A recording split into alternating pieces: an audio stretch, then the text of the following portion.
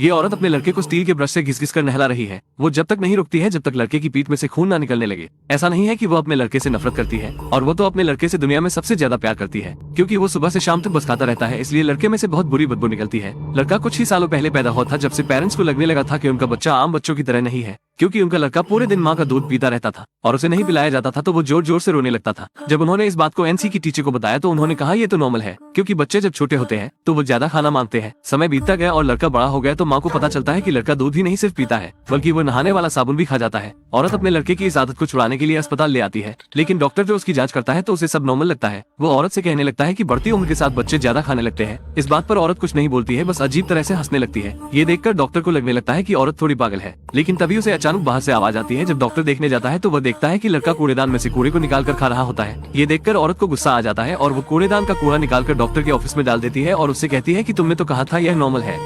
एक सुबह जब औरत अपने लड़के को लेकर कूड़े को फेंकने जा रही थी तभी उसने देखा कि उसके लड़के के गले में कुछ अटक गया होता है, इसलिए उसका दम घुटने लगता है। माँ जो ये सब देख रही होती है वो उसकी मदद के लिए आगे नहीं बढ़ती है, शायद उसे इसी तरह उसके भुक्कड़ बेटे से छुटकारा मिल जाए। लेकिन दुर्भाग्य से एक आदमी वहाँ पर आ जाता है और उस लड़के की मदद करके उस खाने को बाहर निकाल देता है। जब वो अपने लड़के को ठीक देखती है तो वो वहाँ से पीछे मुड़कर जाने लगती है। वो उस आदमी को थैंक यू भी बोलना ठीक नहीं समझती है। समय बीतने के साथ साथ लड़के की दादी की डेथ हो गई, लेकिन मानो लड़के को उनके जाने का कोई अफसोस ही नहीं था। वो तो मजे से ठूस ठूस कर दादी के फ्यूनरल का खाना खा रहा था। ये देखकर औरत उसे नहीं रोकती है, वो उसे सिर्फ घूरती रहती है। अपने लड़के की इस आदत को छुड़ाने के लिए वो उसे स्टोव में अकेला बंद कर देती है। अब जब एक लड़का उसे डंडे से मछली दे रहा होता है तभी एक भयानक हाथ अंदर से निकलता है, जिसे देखकर बच्चे डर जाते हैं और वहाँ से भाग जाते हैं। औरत ने सोचा था अगर वो उसे अकेले स्टोव में बंद कर देगी तो सब ठीक हो जाएगा, लेकिन एक दिन औरत को पता चलता है कि उसके पड़ोस की बिल्ली गायब हो गई होती है, जिसे देखकर उसे लगने लगता है कि कुछ तो गड़बड़ है, इसलिए लड़के को देखने के लिए स्टोव में आ जाती है। लेकिन जो वो वहाँ देखती है वो चीज उसे चौंका के रख देती है। लड़के की भूख अभी भी नहीं मिट रही होती है। अचानक रात में पड़ोस का डॉग भौंकने लगता है। जब आदमी चेक करने के लिए आगे आता है तो वो देखता है कुत्ते की आवाज सुनकर जब आदमी बाहर चेक करने के लिए आता है तो वो देखता है कि लड़का उसकी मुर्गी को खा रहा होता है, जिसके बाद वो उसे पकड़ने के लिए दौड़ता है, लेकिन लड़का उसे बहुत दूर निकल चुका होता है।